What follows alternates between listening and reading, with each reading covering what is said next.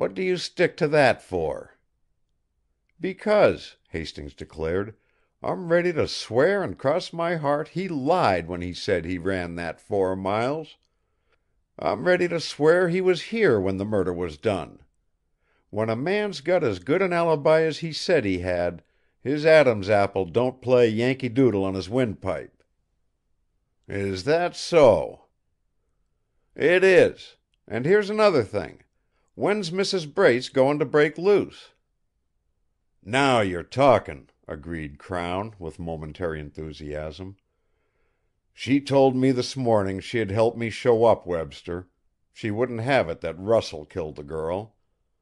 Foxy business. Mixed up in it herself, she runs to the rescue of the man she—" The sheriff paused, unable to bring that reasoning to its logical conclusion. "No," he said, dejected. "I can't believe she put him up to murdering her daughter." "That woman," Hastings said, "is capable of anything. Anything. We're going to find she's terrible, I tell you, Crown. She's mixed up in the murder somehow, and if you don't find out how, I will." "How can we get her?" Crown argued. "She was in her flat when the killing was done.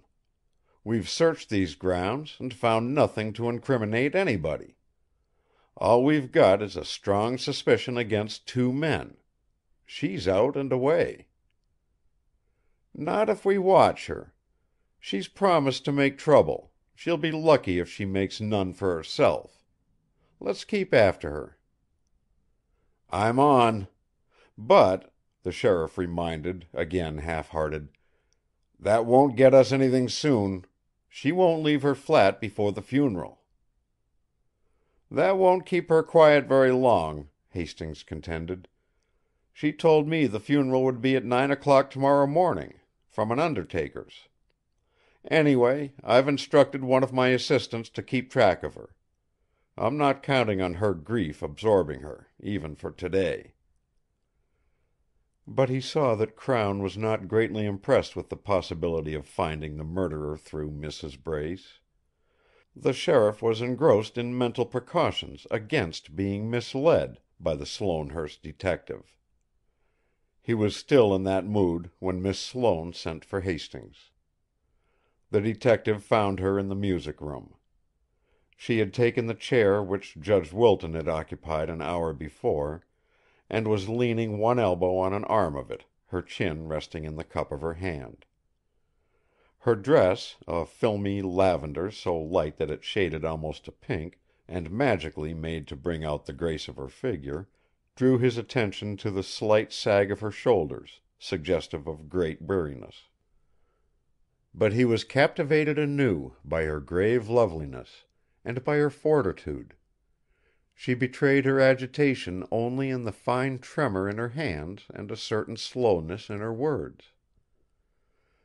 On the porch, talking to Judge Wilton, he had wondered in a moment of irritation why he continued on the case against so much apparent opposition in the very household which he sought to help. He knew now that neither his sense of duty nor his fee was the deciding influence. He stayed because this girl needed him, because he had seen in her eyes last night the haggard look of an unspeakable suspicion. "You wanted to see me? Is there anything special?" she asked him, immediately alert. "Yes, there is, Miss Sloane," he said, careful to put into his voice all the sympathy he felt for her. "Yes?" She was looking at him with steady eyes. "It's this, and I want you to bear in mind that I wouldn't bring it up but for my desire to put an end to your uncertainty. I'm afraid you haven't told me everything you know, everything you saw last night in—" When she would have spoken, he put up a warning hand. "Let me explain, please. Don't commit yourself until you see what I mean. Judge Wilton and Mr. Webster seem to think I'm not needed here. It may be a natural attitude for them. They're both lawyers, and to lawyers a mere detective doesn't amount to much." "Oh, I'm sure it isn't that!" she flashed out, apologizing. "Oh, I don't mind, personally," he said, with a smile for which he felt grateful. "As I say, it's natural for them to think that way, perhaps. Your father, however, is not a lawyer, and when I went into his room at your request, he took pains to offend me, insult me, several times." That brought a faint flush to her face. "So that leaves only you to give me facts which I must have, if they exist." He became more urgent. "And you employed me, Miss Sloane. You appealed to me when you were at a loss where to turn. I am only fair to myself as well as to you when I tell you that your distress, far more than financial considerations, persuaded me to undertake this work without first consulting your father." She leaned toward him, bending from the waist, her eyes slightly widened so that their effect was to give her a startled air. "You don't mean you'll give it up?" she said, plainly entreating. "You won't give it up?" "Are you quite sure you don't want me to give it up? Judge Wilton has asked me twice, out of politeness, not to give it up. Are you merely being polite?"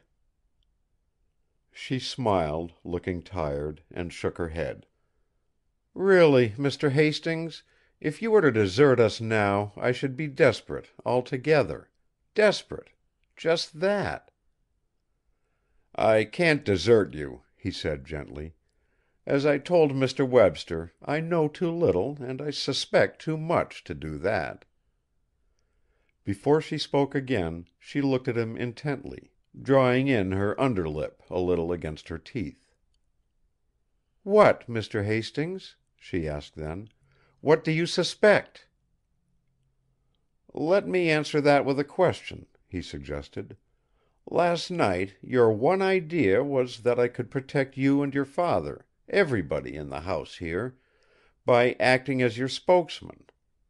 I think you wanted to set me up as a buffer between all of you on the one side and the authorities and the reporters on the other. You wanted things kept down, nothing to get out beyond that which was unavoidable. Wasn't that it?"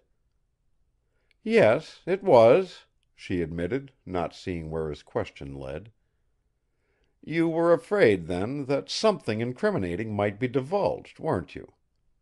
"Oh, no!" she denied instantly. "I mean something which might seem incriminating.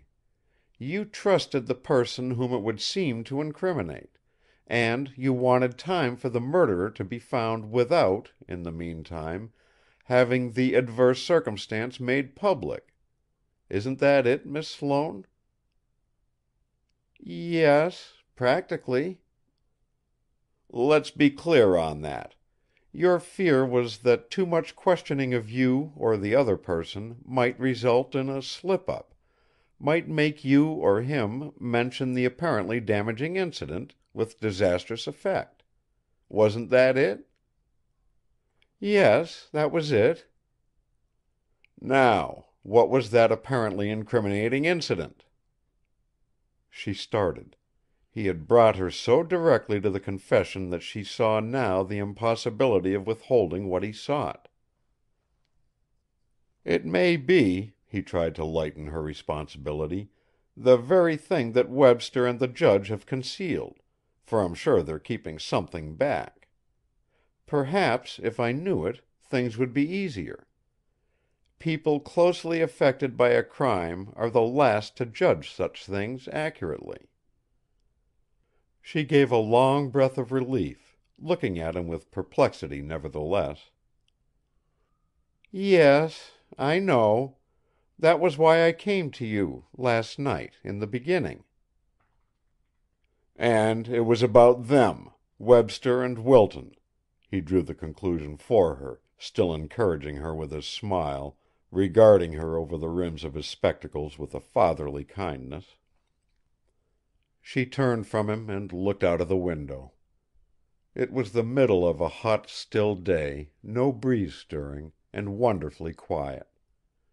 For the moment there was no sound, in the house or outside. "Oh!" she cried, her